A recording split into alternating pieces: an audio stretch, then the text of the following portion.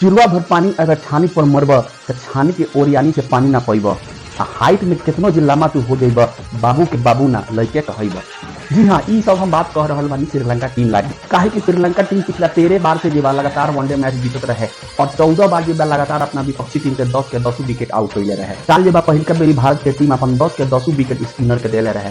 Cricket के इतिहास में ई पहिलका बेरी ऐसा भइल रहे कि भारत के 10 बल्लेबाज स्पिनर पर आउट भइल रहे। जय भोजपुरी, जय हिंद। हम हई बबुआ जी और हम हाजिर बानी रउआ सबन के सामने एशिया कप स्पेशल के फन शो लेकर के। सो के आज से हम भोजपुरी में रउआ के सामने परोसब काहे कि जब सभी अपना अपना लैंग्वेज के बढ़ावा देता तो हमनी के भोजपुरी काहे पीछे रही। हम तमाम भोजपुरिया समाज से निहोरा कर रहल बानी कि हमरा ई प्रयास के वाला दिन अपन आशीर्वाद दी, हमरा के बढ़ावा दी। बढ़ल जाओ मैच के तरफ। तो मैच में रोहित शर्मा टॉस जीतले आ पहले बल्लेबाजी के फैसला चुनले। शुरुआत के तो बल्लेबाजी देख के लागल कि फैसला बहुत अच्छा बा, भारत के टीम को बहुत बड़का स्कोर खड़ा करे, लेकिन बाबा रे बाबा जैसे ही स्पिनर अइल हन पिच पर रन देखावे लागल। ई पिच हमनी के अपना भाषा में जंग कहल जाला सुर्रा पिच, ओ तरह के रोहित शर्मा जे पर आउट भइल एकदम सुर्रा गेंद रहे। जडेजा जे पर आउट भइल उ इतना कूदल कि जितना बंदरा कूदलसन। खैर रोहित शर्मा श्रीलंका के विरुद्ध अपन नहिया जारी रखले आ 3 रन बनले आ उनका अलावा केएल राहुल 39, अपन बिहार माटी के लाल इंसान किशन 33 रन के बड़ी महत्वपूर्ण पारी खेले। अच्छा साझेदारी में भइलस लोग। आखिर में अक्षर पटेल सिराज के साथ मिलकर जो 27 रन के साझेदारी कैले उ मैचों में सबसे बड़का निर्णायक भूमिका निभाइल।